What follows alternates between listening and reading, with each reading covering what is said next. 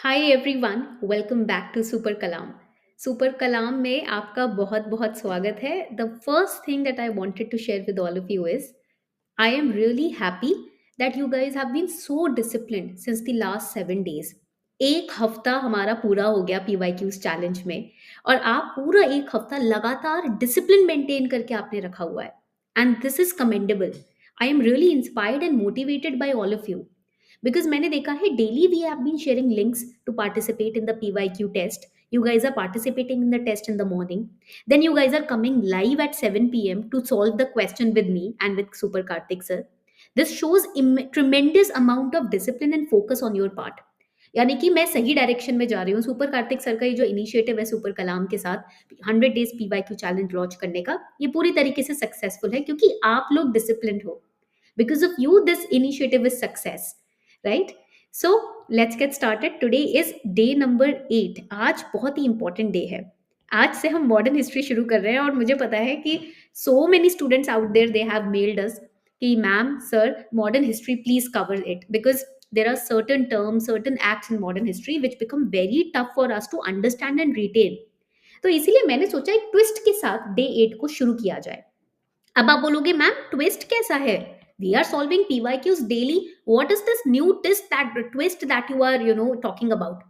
आने वाले स्लाइड्स में आपको पता चल जाएगा कि मैं कौन सा ट्विस्ट और सरप्राइज आपके लिए लेकर आई हूँ। ठीक है, चलिए शुरू करते हैं। Let's get started. This is our 100 days PYQ challenge. Next 100 दिन, एक दिन का भी ब्रेक नहीं रखेंगे हम। संडे भी हमारी छुट्टी नहीं है क्योंकि हम आधा घंटा तो दिन में निकाल ही सकते हैं ना 10 MCQs सॉल्व करने के लिए प्रीवियस ईयर क्वेश्चन पेपर से, राइट? इतना तो हम कर सकते हैं। ये तो हमने तो इससे ज्यादा पढ़ाई की हुई है ना? तो 2011 से 2023 के सारे प्रीवियस ईयर क्वेश्चंस हम कवर कर रहे हैं, subject wise, theme wise, topic wise. ये एक सीरीज काफी है आपके PYQs की प्रिपरेशन करवाने के लिए। ठीक है, ये हमारी गारंटी है। शुरू करते हैं। This is day number 8 today. Total 7 classes हो चुकी हैं हमारी, जिसके अंदर we have covered economy, Indian polity. We are starting with modern history. तो शुरू करते हैं। सबसे पहला क्वेश्चन आपके कंप्यूटर स्क्रीन पर आ गया है। अब इसी के बाद जो हमारा सरप्राइज एलिमेंट है वो आने वाला है, तो इसीलिए इस क्वेश्चन को फटाफट से सॉल्व कर लेते हैं। ठीक है, question number 1 is saying tendency for increased litigation was visible after the introduction of land settlement system of Lord Cornwallis in the year 1793। In tendency for increased litigation, okay, the reason for this is normally traced to which of the following provisions। तो court में जितने भी cases थे, जितने भी litigations थे, वो increase हुए लैंड सेटलमेंट सिस्टम इंट्रोड्यूस करने के बाद। कॉमन रीजन क्या हो सकता है? Making zamindar's position stronger with the ryot, making East India Company an overlord of zamindars, making judicial system more efficient, or none of the above। This question has been taken from 2011। What is the theme of this question? क्या theme है इस question की? The land settlement system of Lord Cornwallis 1793। This is the theme। तो यहाँ पर underline कर लेना इसको कि आपको कौन सा टॉपिक यहाँ प्रिपेयर करना है। And I show you how questions are repeated as well. मैं आपको ये भी दिखाऊंगी कि मॉडर्न हिस्ट्री में भी क्वेश्चंस रिपीट होते हैं। I hope you guys have marked your answer. जल्दी से बताओ। कनक, चांदनी, प्राची, नमनदीप, हर्ष, पुनीत, कहाँ गए सारे? शुभम, मानसी, नव्या, कहाँ पर हो? जल्दी से मार्क करो अपना answer. So the correct answer to this question would be, इस क्वेश्चन का आपका करेक्ट आंसर रहेगा D, that is none of the above is और आर करेक्ट। कोई भी स्टेटमेंट यहाँ पर करेक्ट नहीं है, करेक्ट रीजन नहीं है। क्यों? तो ये रहा आपका सरप्राइज। हर क्वेश्चन के बाद एक माइंड मैप। तो अगर आप मेरे साथ साथ अपने मॉडर्न हिस्ट्री के रजिस्टर में माइंड मैप्स बनाते जाओगे, ट्रस्ट मी, आपकी मॉडर्न हिस्ट्री की प्रिपरेशन PYQ चैलेंज के थ्रू ही हो जाएगी। ठीक है, सो सबसे पहले let us understand about Lord Cornwallis and I will request all of you to make this mind map in your register. कोशिश यही करो कि क्लास में रिकॉर्डेड क्लास देखने की जरूरत ना पड़े, लाइव क्लास में मेरे साथ ही बना लो इसको। ठीक है, तो लॉर्ड कॉर्नवालिस की जब हम बात करते हैं, we know that he was mostly the premier figure, the primitive figure who was responsible for Europeization of administration in India। हमारी गवर्नेंस जो यूरोपियन फॉर्म ऑफ गवर्नमेंट होने बनने लगी थी pre independence, the credit goes to Lord Cornwallis only. Why? Because In the Indian civil service exam, he started the merit based system. He removed the court fee. अब lawyers है जो मन मुताबिक अपना चार्ज कर सकते थे केस लड़ने के लिए फीस, ठीक है, तो he remove the court fee, corruption increase होना शुरू हो गया. He introduce the zamindari settlement system. That means now the revenue officers were removed from receiving the revenue from the land. Now the revenue of the land directly went to the zamindars, and zamindar heavy tax डाला करते थे, ठीक है, and plus zamindars were also exploiting the laborers working on their zamins, ठीक है. अब क्या हुआ, परमानेंट सेटलमेंट सिस्टम लेकर आया लॉर्ड कॉर्नवालिस, ठीक है. इन्होंने क्या किया, सर्विस ब्रांच बनाई, यानी कि अब now there would be 3 service branches, commercial, judicial and revenue, ठीक है. तो दीज 3 मशीनरीज ऑफ एडमिनिस्ट्रेशन और service branch of administration were introduced. तो ये सारे जो एडमिनिस्ट्रेटिव चेंजेस हैं, they were modelled on the lines of European nations to benefit more and more the East India company, the British queen, ठीक है. तो that is why Lord Cornwallis is responsible for यूरोपियनाइजेशन of the Indian administration system.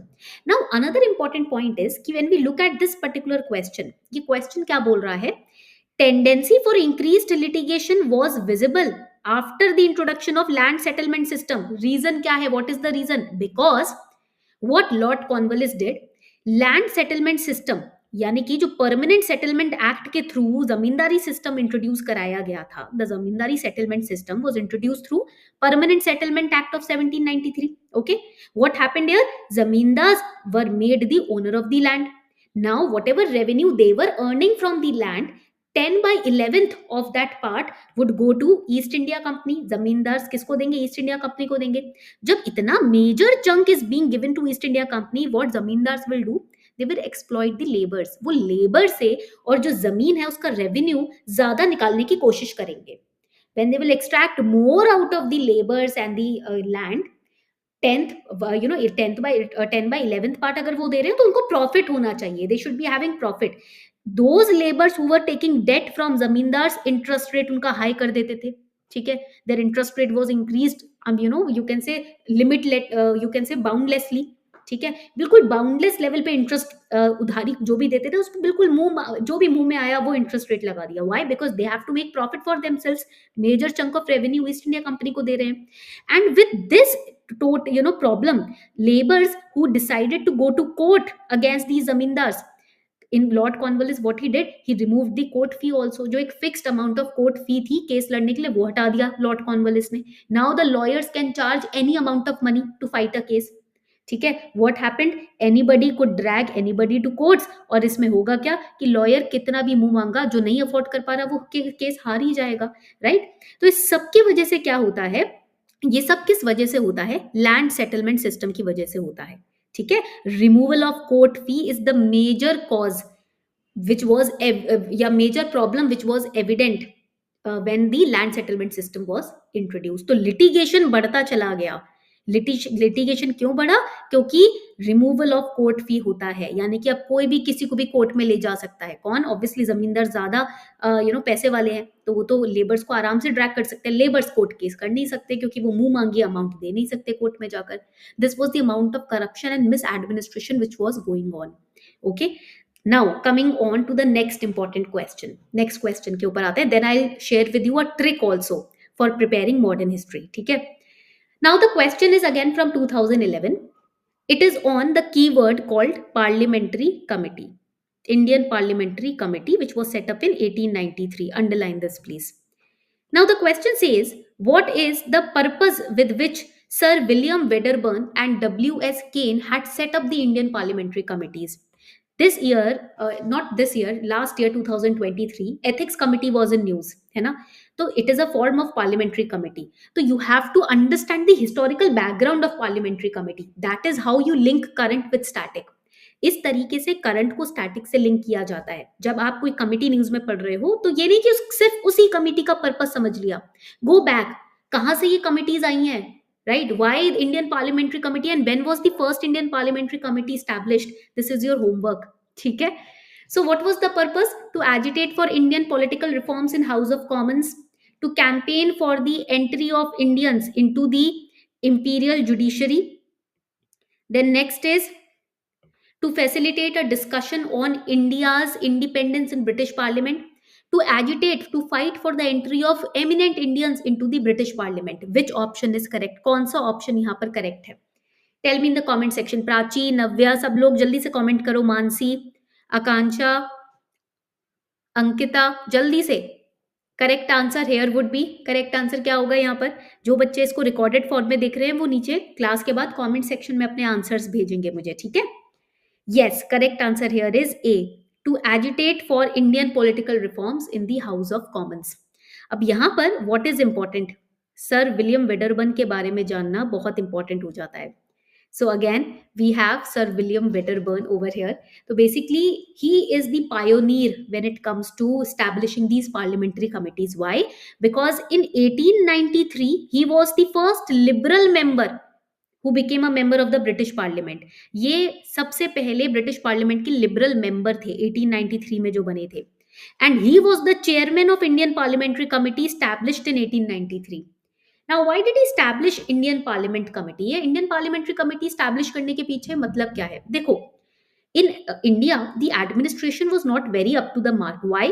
Administration was going on the lines of British administration. So Indians were not satisfied with that. जैसे British में, Britain में administration होता है, उसी line में वही provisions यहाँ use हो रहे थे. But the Indians were not happy because हमारा कल्चर डिफरेंट है, our culture was different, the way we look at things is different, right? So the Indian leaders, political leaders were agitating and they needed a representative, a voice in the British Parliament ताकि उनकी demands को भी सुना जा सके, so that they can be heard, है ना? So because of that, Sir William Wedderburn thought कि why not voice the Indian political leaders in the British Parliament. जब उनकी बात रखी जाएगी, accordingly we can administrate India, or else again second protest will take place. 1857 का protest तो हुआ ही था. Second agitation भी हो जाएगी if we don't listen to the Indian leaders. So to agitate about the Indian political reforms in the House of Commons, to represent the demands, the mindset of Indian political leaders, Sir William Wedderburn, he established Indian Parliamentary Committee. He was also the president of the Indian National Congress session 1889 में और 1910 में, दोनों ही session में ये president भी बने थे INC के सेशन के, ठीक है? So he heard the Indian nationalist leaders and he promised कि मैं आपकी बात को ब्रिटिश पार्लियामेंट में जरूर रखूंगा.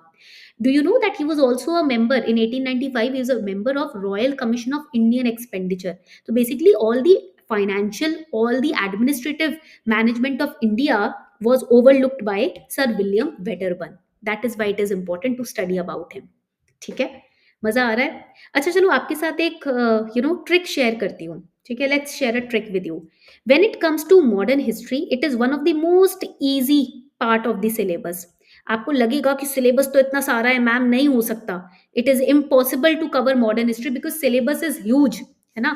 बट डोंट वरी, अगर आप समझ जाओ कि it is all a story. जैसे आप कहानी अपने फैमिली की सुनते हो ना, आपकी मम्मी के साइड की, फादर की साइड की फैमिली की बहुत सारी कहानियां आपने सुनी होगी, right? Similarly it is a story of your own nation. क्या हुआ पास्ट में, उसी की कहानी ही तो है. कहानी की तरह पढ़ोगे तो याद रहेगा, रटने के लिए, याद रखने के लिए पढ़ोगे तो भूल जाओगे, ठीक है? तो purpose you have to shift, read it as a story. So what happens, हमको पता है advent of Europeans, the Europeans they came to India in the court of Jahangir, ठीक है? अब वो आते हैं इंडिया में, तो that time the later Mughals were ruling. उस टाइम पर लेटर मुगल्स थे, they were not very efficient, that is why the Mughal empire declined, ठीक है? Then out of the Europeans, we had the Dutch, we had the French, we had the Portuguese. और कौन कौन था जल्दी से बताओ? We had the British, है ना? Danes थे हमारे पास. All these major Europeans came to India, है ना? Now all out of these, the Portuguese went, मतलब Portuguese तो end तक थे, but they were not very strong administratively. Dutch, Danes, all of them went away. But we were left with a fight between French and British, है ना? इन दोनों के बीच में fight रह जाती है. Ultimately the British won and stayed in India. Then we know that there are two parts of history, modern history. First is before 1857, then after 1857. The before 1857, East India Company was controlling. After 1857 revolt, what happened? The British crown assumed the responsibility of administering India, and East India Company was demolished. East India Company को हटा दिया गया. ठीक है, point clear हो गया. Now these are the two parts of history that UPSC focuses more on. Modern history में UPSC इन्हीं दो पीरियड्स में फोकस करता है.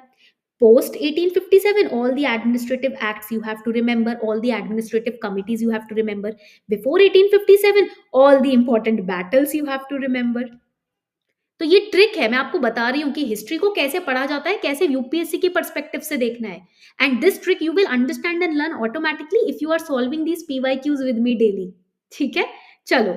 Now coming on to the third question everyone. Quit India movement was launched in response to, again 2011 का क्वेश्चन है, Cabinet Mission Plan, Cripps proposal, Simon Commission report और द वेवल प्लान. जल्दी से बताओ, बहुत इजी है. देखो इसमें गड़बड़ मत करना, ये तो मतलब 6 से लेकर आप 12th क्लास तक के बच्चे से पूछो, उसको भी पता है आंसर. पता है क्यों? क्योंकि हम सब ने अपने स्कूल में पढ़ा है और बार बार पढ़ा है, रिपीटेड. 10th से लेकर 6 से लेकर 10 तक तो रिपीट मोड में पढ़ा है. Quit India movement was launched in response to, जल्दी से बताओ फटाफट. Yes, very good. तो सबसे पहले हम बता देते हैं कि इंपॉर्टेंट कीवर्ड क्या है, क्विट इंडिया मूवमेंट. ठीक है, now coming on to the answer, B is the answer. Very good everyone, I am really happy that you guys are participating so enthusiastically. मैं बताती हूँ मैंने कैसे ये क्वेश्चंस ना समझे, लर्न किए. So first I read the questions when I was preparing. तो मैंने क्वेश्चंस को अच्छे से पढ़ा, पीवाईक्यू के आंसर पढ़ा. I was studying Quit India movement at that time. After studying Quit India movement, I solved the PYQ on Quit India movement. पिछले 10 साल में जो भी प्रीवियस ईयर क्वेश्चन पेपर में क्वेश्चन आए हैं इस टॉपिक के ऊपर, मैंने वो सॉल्व किए. Then I use to go for a walk. मैं अभी भी जाती हूँ 1 घंटे के लिए ना, वॉक पे निकल जाती हूँ अपने कॉलोनी में. तो because that helps me refresh my mind. उससे थोड़ा सा ये होता है कि ओवर थिंकिंग नहीं होती है. उस वक्त कुछ दिमाग में नहीं आता, बस चल रहे होते हैं, है ना. तो उस टाइम पर ना use to memorise and revise all the solutions in my head about quit India movement. मैं चलते चलते अपने आप को टास्क देती थी कि क्विट इंडिया मूवमेंट पढ़कर आए हैं, चलो इसको फटाफट से शॉर्ट पॉइंट्स में रिवाइज करते हैं. That is why I ask all of you to answer in the comment section में. होमवर्क देती हूँ ना क्लास के एंड में, इसीलिए देती हूँ ताकि आप बैठ के क्लास के बाद थोड़ा सोचो कि 4 पॉइंट्स मैंने अभी अभी क्या पढ़े क्विट इस टॉपिक के ऊपर, वो लिख देता हूँ ताकि वो दिमाग में बैठ जाए. ठीक है, correct answer is the Cripps proposal. तो when we talk about Quit India movement, we know that इसी मूवमेंट में गांधी जी ने नारा दिया था do or die, करो या मरो, है ना. It is also known as August Revolution because अगस्त में हुआ था 1942 में. Now why it happened? It happened because of the failure of Cripps mission. Cripps mission was sent to India and they came with proposal. First proposal was India will be given dominion status. That means we will not be a sovereign nation. हमारे boundaries पे तो British का control रहेगा. Second, there would be a constitution making body which will be established for making constitution of India. But we were not happy with this. Why? Because there was no single Indian member in this body. सारे बाहर के लोग बैठ के हमारा संविधान बनाएंगे, ये प्रॉब्लम थी. यही नेशनल लीडर्स ने बोला कि भाई we are against it. If constitution is being made for us, we should be a part of that body. Now why all the britishers are making a constitution for us? What do you know about us? है ना. तो फिर कैसी freedom हुई है. And keeping the powers of viceroy की position as it is रहेगी intact. तो what kind of independence you are giving us? Dominion status, you are including only britishers in the constitution making body, viceroy will stay here intact with his powers. What is this? So Cripps proposal was a failure. After that Mahatma Gandhi ji launch this movement कि आप तो भारत छोड़ के जाओ, बस हो गया, ठीक है, it is over now, you know nothing about us and you will never try to be our friend. ना हमें आजादी दोगे, तुम निकलो यहाँ से, you need to leave at once. Okay, so all India Congress committee session was called on in Bombay and Quit India movement was launched, where at Gowalia Tank Maidan, Aruna Asaf Ali ma'am, she hosted the national flag. ठीक है, तो ये काफी important है. Plus Mahatma Gandhi ji called this proposal, Cripps proposal, as a post dated cheque drawn on a failing bank. तो उनको तो लग रहा था भारत डूब ही रहा है, तो चलो पोस्ट डेटेड चेक इसके ऊपर एक साइन करके दे देते हैं, वो भले ही आगे जाके फलीभूत हो ना हो. ठीक है, तो गांधी जी न्यू कि these people are not, they मतलब they are trying to plan for our doom only, तो ये तो नहीं चलेगा, दिस विल नॉट वर्क. ठीक है, so correct answer is B. Coming on to question number 4 everyone, again a very important question. Now keyword क्या है इस question में? Member of Constituent Assembly from the provinces. With reference to Indian history, members of Constituent Assembly from the provinces were, provinces में से Constituent Assembly के members कौन कौन थे, मतलब कैसे इलेक्ट हुए थे, क्या क्या उनका स्टेटस था. This question is from 2013. Directly elected by people of those province, nominated by Indian National Congress and Muslim League, elected by provincial legislative assemblies, selected by the government for their expertise in constitutional matters. अब आप बताओ फटाफट से इसका answer. Let's see how many of you have studied, because मैंने सुबह ही 10:30 बजे ही link दे दिया था टेस्ट प्रैक्टिस करने का. I remember on Telegram I gave you the link at 10:30 AM in the morning today to practise. Now let's see how many of you have practised it. देखते हैं कितने बच्चों ने प्रैक्टिस किया है. चलो जल्दी से आंसर करो. कहाँ पर हो भावना, चांदनी, प्राची, नव्या, कनिक, कहाँ पर हो सब लोग? Shubham, Puneet, Mahesh. Correct answer here would be, यहाँ पर करेक्ट आंसर क्या होगा जल्दी से बताओ. Yes, it is C, elected by provincial legislative assemblies. Okay, because every province had a provincial legislative assembly. So if a member from provinces is getting a seat in constituent assembly, तो उस case में कौन उसको elect करेगा? Provincial legislative assemblies will send their representative ना. तो ये तो देखो by common sense also you can solve, है ना. So here constituent assembly में total strength was fixed at 389 seats. Out of the 389 seats, 296 seats were given to British India, 93 seats were given to princely states. हर province को divide किया था 3 basis of population पे, Muslim, Sikhs and general, based on the population of these categories. Okay, और हर community का एक representative था. Every community had a representative who was, मतलब basically part of constituent assembly, was partly elected और partly nominated. यहाँ पर क्योंकि partly elected partly nominated members थे, तो ये पॉइंट आपको यहाँ पर याद रखना है. And those members were elected by their own community members. ठीक है, चलो coming on to question number 5. 50% test हमने सॉल्व कर लिया everyone. Then now I, after this question I will give you a homework. ठीक है, तो इसलिए याद रखना. 2014 का ये क्वेश्चन है. The question basically is on the topic, is on the personality Lord Curzon and partition of Bengal. बहुत इजी क्वेश्चन है ये, ट्रस्ट में बहुत इजी क्वेश्चन है. Partition of Bengal made by Lord Curzon in 1905 lasted until, कब तक बंगाल का पार्टीशन चला था? First World War, when Indian troops were needed by British and the partition was ended. King George V abrogated Curzon's Act at the Royal Darbar in Delhi in 1911. Gandhiji launched his civil disobedience movement. Disobedience means when you are not obeying. Partition of India in 1947 when East Bengal became East Pakistan. देखो by common sense अगर हम fifth question को देखें तो ये तो गलत ही हो गया ऑप्शन. पार्टीशन ऑफ बंगाल 1947 तक तो नहीं चला था, ये तो मैं भी बता सकती हूँ आपको. Now look at the other options and tell me which option do you think is correct. कौन सा ऑप्शन करेक्ट है यहाँ पर? 1905 ईयर लिखा है. ठीक है, the year over here is, just give me a second. Yes, 1905. तो obviously A will be wrong. First world war का ईयर अगर आपको याद है तो पता होगा कि ए तो गलत हो गया.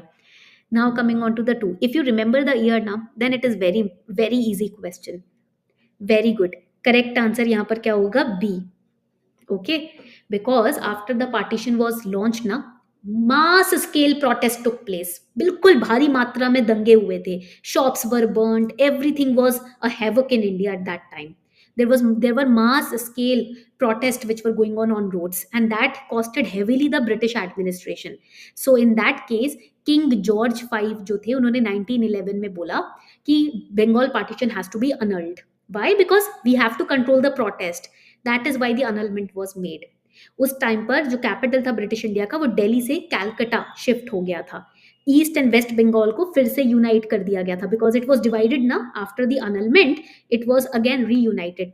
बिहार एंड ओडिशा एक सेपरेट प्रोविंस बन गए थे. असम नाम का एक प्रोविंस क्रिएट हो गया था. So these are the important factors when the annulment of Bengal partition took place, जो आपको याद रखने हैं प्रीलिम्स के पर्सपेक्टिव से. नाउ आई प्रॉमिस्ड यू ना कि मैं आपको एक होमवर्क दूंगी अभी. So what's your homework? आपका होमवर्क क्या है? Let's see. आपको बंगाल पार्टीशन के ऊपर, on Bengal partition, in the comment section after this class ends, you have to write 5 points. What are the 5 points? The year of partition, why it happened, when was it annulled, that means cancelled. ठीक है, ये लिखना है. And then you have to list down the name of leaders who participated in this particular protest, इस protest में किसने participate किया, ठीक है। And yes, who announced this partition, किसने अनाउंस किया, who announced this partition. These are the points that you have to write down in the comment section just after this class ends. इससे क्या होगा, what will happen with this, your topic of Bengal partition will be prepared. ये topic आपका prepare हो जाएगा, ठीक है। Please ये होमवर्क करना है, मैं चेक करूंगी आप सबका होमवर्क, ठीक है।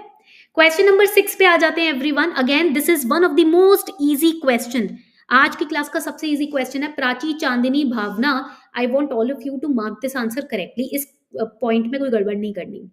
What was or were the object or objects of Queen Victoria's proclamation? 1858 का जो गवर्नमेंट ऑफ इंडिया एक्ट आया है उसको हम क्या बोलते हैं, क्वीन विक्टोरियाज प्रोक्लेमेशन। क्या ऑब्जेक्टिव था उसका, to disclaim any intention to annex Indian states, to place the Indian administration under British crown, to regulate East India company's trade with India. बहुत इजी क्वेश्चन है, इसमें कुछ गड़बड़ मत करना, ठीक है। This is one of the most easiest question that I have given you today, do not mark it incorrectly.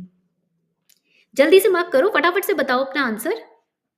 Yes everyone, almost 90% students are marking it correctly. 90% student सही मार्क कर रहे हैं इस आंसर को। आई होप चीटिंग नहीं कर रहे हो आप लोग, है ना। चीटिंग तो नहीं कर रहा कोई भी यहाँ पर, बताओ जल्दी से कमेंट सेक्शन में, आर यू गाइस चीटिंग? नहीं ना। I know, I trust all of you that you guys will never cheat. Correct answer here would B yes, it is A. A is the correct answer. That means statement 1 and statement 2 are correct. To disclaim any intention, because see, now East India Company's corruption increased to such a height that the 1857 revolt took place, है ना। So sorry. So the British crown, it thought, queen ने ये सोचा कि भैया यहाँ पर हमें लोगों का विश्वास जीतना है, because now the Indians are not trusting us because of the activities of East India company. So what we need to do is we need to win their trust. So first we will portray our intention कि we are not trying to grab any Indian state. हम किसी Indian state को grab या capture नहीं कर रहे हैं, we want to win the trust. So they said कि our objective is not to annex any Indian state, ठीक है। Second, obviously they wanted to remove East India Company and wanted to bring the British crown directly in India for administration, है ना। तो the second objective was to put India's administration under British crown. Third, to regulate East India Company trade. No, they removed East India Company altogether. तो trade क्यों क्यों regulate करेंगे, हटा ही दिया था ईस्ट इंडिया कंपनी, ठीक है। चलो, so I have drawn this flow chart for all of you, you can take a screenshot of it.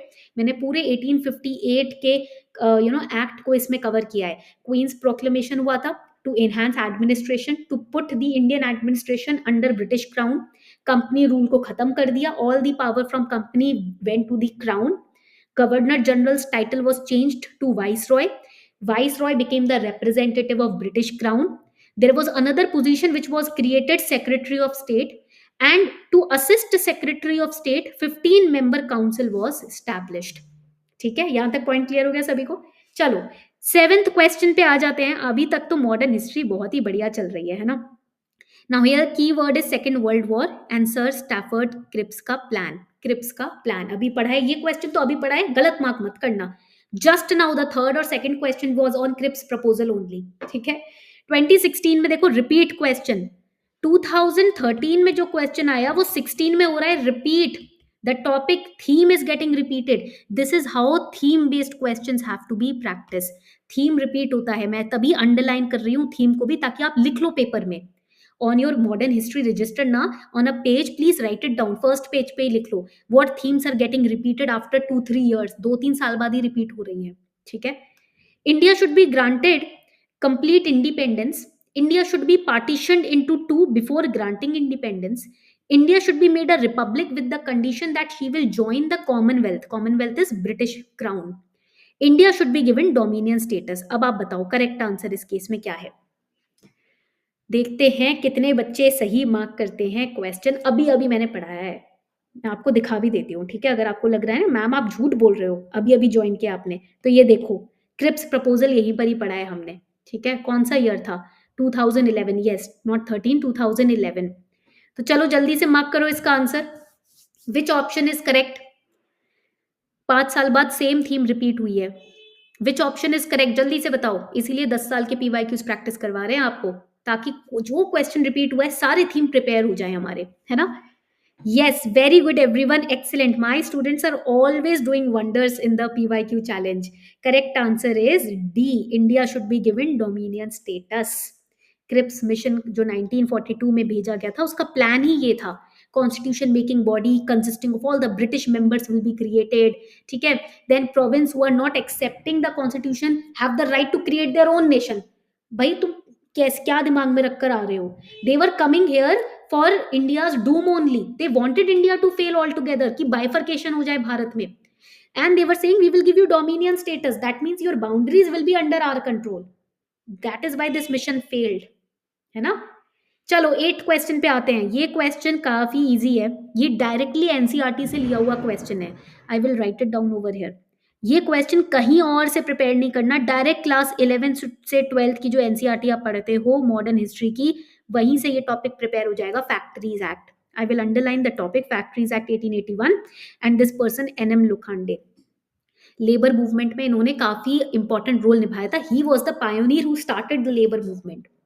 So answer this question. कौन सा ऑप्शन करेक्ट है जल्दी से बताओ फटाफट से. Question number 8 everyone on your computer screen, फटाफट से मार्क करना है. कहां पर हो सब लोग? शुभम, हर्ष, पुनीत, कहां पर हो सब? महेश, जल्दी से मार्क करो. चलो, आज गॉड्स ग्लोरी करके एक स्टूडेंट है, वो नहीं दिख रहे कमेंट सेक्शन में, क्या बात है? चलो, correct answer here would be, very good, B. Only statement 2 is correct. Why only statement 2 is correct? Let's have a look. Factories act की जब हम बात करते हैं ना, दिस एक्ट बेसिकली वो established why during the time of Lord Ripon. Why it was established? In order to enhance the working condition of laborers. Laborers की working condition. तो क्वेश्चन क्या बोल रहा है आपको कि फैक्ट्री एक्ट 1881 पास किया गया, क्यों? ताकि इंडस्ट्रियल वर्कर्स के वेजेस को फिक्स किया जा सके और उनको ट्रेड यूनियंस बनाने की परमिशन दी जा सके. The first very important point is कि in this act there was no mention to form trade unions. Trade unions बनाने की कोई भी परमिशन यहाँ पर नहीं दी गई थी इस एक्ट के अंदर. It was yes passed to increase, to enhance the working condition of the laborers and the workers, but not to form trade unions, because again British government will never want people to create associations against them, है ना? और यहाँ पर तो direct chances थे, अगर trade union बन जाता तो the labours would have stood up against the British administration, है ना? That is why this point has to be remembered. इसके लिए फैक्ट्री कमीशन 1885 में स्टैब्लिश किया गया. And N.M. Lokhande was the pioneer person who organized the labor movement in India. He was thinking about the labor, the working class people also of the India, because he knew कि Britishers are doing all level of damage at every aspect, चाहे industrial aspect हो चाहे agriculture हो, हर जगह damage करने की कोशिश Britishers कर रहे हैं. ठीक है, तो करेक्ट आंसर यहाँ पर क्या हो जाएगा? Only statement 2 is correct. Why? Because this point is wrong. All right, clear हो गया? चलो, बहुत ही बढ़िया. I am enjoying taking modern history classes. क्यों? क्योंकि इतना इजी टॉपिक है ना, इतना इजी सब्जेक्ट है. अगर आप एक हैबिट में आ जाओ, एक ग्रूव में आ जाओ ना स्टोरी को पढ़ने के, फिर तो आप समझो कि मॉडर्न हिस्ट्री में एस कर जाओगे. Trust me on this. Now coming on to the next question, government of India act 1935. हमारे डेली न्यूज एनालिसिस क्लास में ये टॉपिक हमने पढ़ा था. कौन बताएगा मुझे? प्राची, जल्दी से बताओ. When did we study about Government of India Act 1935 in DNA? Very good. On 25th of Jan हमने पढ़ा, on 26th of Jan हमने पढ़ा. क्लास टेस्ट भी इसके ऊपर सॉल्व किया. Why? Because रिपब्लिक डे था 26th को. गवर्नमेंट ऑफ इंडिया एक्ट 1935 के कुछ provisions we used until and unless our constitution was formed. जब तक हमारा कॉन्स्टिट्यूशन नहीं बन जाता, हमने क्या सोचा था कि इसी एक्ट के कुछ वर्जन्स को मॉडिफाई करके यूज करेंगे. So here the question is asking, the residuary power in this act was given to federal legislature, governor general, provincial legislature or the provincial governors. 2018, that means very recent question. And now we have studied about GOI Act. आपको नहीं पता कि कब ये question फिर से आ जाए, है ना? चलो जल्दी से आंसर करो फटाफट से. सभी बहुत अच्छे बच्चे हो, डीएनए क्लास में सब बच्चे आते हो, तो जल्दी से आंसर करो. Question number 9, very good. Correct answer is B, governor general. जब हम बात करते हैं गवर्नमेंट ऑफ इंडिया एक्ट की प्रोविंशियल ऑटोनॉमी दी गई, that means they are under the government but they are free to make their own rules and regulation. Burma was separated from India. Dyarchy को abolish कर दिया गया, हटा दिया गया. 2 लेवल्स ऑफ गवर्नमेंट हटा दी गई. फेडरल सिस्टम को प्रिस्क्राइब किया गया, दिल्ली में एक फेडरल कोर्ट भी स्टैब्लिश किया गया, बट जो रिमेनिंग पावर्स थी वो गवर्नर जनरल को दी गई। देखो प्रोविंसेस एंड स्टेट्स यूनियन के बीच में पावर डिवाइड हो गया था। आई टोल्ड यू ना, फेडरल लिस्ट प्रोविंशियल लिस्ट बनी थी in the DNA class. Remaining powers were given to governor general only. ठीक है, चलो लास्ट क्वेश्चन पे आते हैं। मेरा फेवरेट क्वेश्चन है चार्टर एक्ट। ये तो इंडियन पॉलिटी में भी कॉमन है। Charter act of 1813 2019, very recent question. It ended trade monopoly of East India Company except for trade in tea and China with tea and trade with China. It asserted sovereignty of British Crown over Indian territories, and those would be held by company, East India Company. Revenues of India were now controlled by British Parliament. कौन सा statement correct है जल्दी से बताएंगे? कौन सा statement correct है जल्दी से बताएंगे? और बिल्कुल भी इस क्वेश्चन में गलती नहीं करनी है। अगर आपने इस क्वेश्चन में गलती की तो मैं आपसे कभी बात नहीं करूंगी, क्योंकि इससे इजी क्वेश्चन कोई हो नहीं सकता। आई एम जस्ट जोकिंग, गलती कर सकते हो, ऐसी कोई बात नहीं है। गलती करके ही इंसान सीखता है ना। चार्टर एक्ट की जब हम बात करते हैं ना, 1784, 1793, 1813, 1833, 1853, बहुत सारे चार्टर एक्ट्स आए हैं। ठीक है, तो हम अब पढ़ने वाले हैं आज charter act of 1813। We are going to study the charter act of 1813। आपका आंसर नहीं आया अभी तक, क्या बात है? When are you going to answer? Very good. Correct answer here is A. Only statement 1 and 2 are correct. Statement number 3 is wrong. अभी कहाँ से ब्रिटिश पार्लियामेंट आ गया? वो तो 1857 के बाद आता है। ये तो देखो कॉमन सेंस से ही हम सही कर सकते हैं इसको तो। ठीक है, ब्रिटिश पार्लियामेंट अभी कहाँ से आएगा, है ना? So this charter act of 1813 ना, I will create a tag for you यहाँ पर। So it is basically charter act of 1813 is also going by the East India company act. इसको ईस्ट इंडिया कंपनी एक्ट भी बोलते हैं। So again third statement is wrong, because British government will actually control the revenues after 1857। Now जब हम बात करते हैं charter act 1813 की, ये बहुत इंपॉर्टेंट है, because now the India's charter, और we can say the India East India company जो है, ठीक है, British East India company, I will erase it, East India company's charter, it was, we know that it was issued by the UK's parliament। ठीक है, United kingdom, that is British की parliament ने इस issue इसके charter को क्या किया था? इशू किया था। ठीक है, एंड इसके जितने भी कमर्शियल रेवेन्यू थे, commercial revenue, it was finally controlled by East India company, but some part of it had to be deposited with the parliament. ठीक है, कुछ पार्ट इसका पार्लियामेंट को डिपॉजिट करना था। बट जो ट्रेड मोनोपोली थी ना ईस्ट इंडिया कंपनी की, trade monopoly means only we have the right to trade, ठीक है, दैट वाज एंडेड, उसको कर दिया गया एंड। फॉर एग्जांपल ओपीएम है ना, तो that was ended except for trade in T and trade with China. China के साथ जो भी ट्रेड है, चाय का ट्रेड है, वो सब को छोड़ के बाकी सारी ट्रेड मोनोपोली जहां only East India company was trading was ended, because monopoly was giving rise to corruption in East India company, है ना।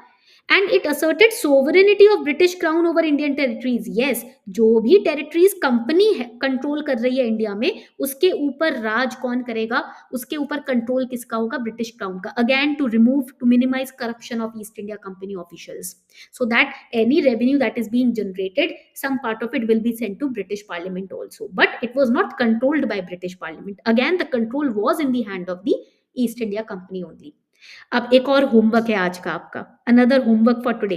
You have to write 3 points in the comment section. Homework number 2, 3 points in the comment section on Pitt's India Act 1784 regulating act के बाद जो आप पिट्स India act देखते हो, amending act, उसके ऊपर आपको 3 पॉइंट्स लिखने होंगे यहाँ पर कमेंट सेक्शन में। ठीक है, कर लोगे ना होमवर्क? सब लोग कर लोगे। I know all of you are very smart, you are very hard working, आप करोगे जरूर होमवर्क।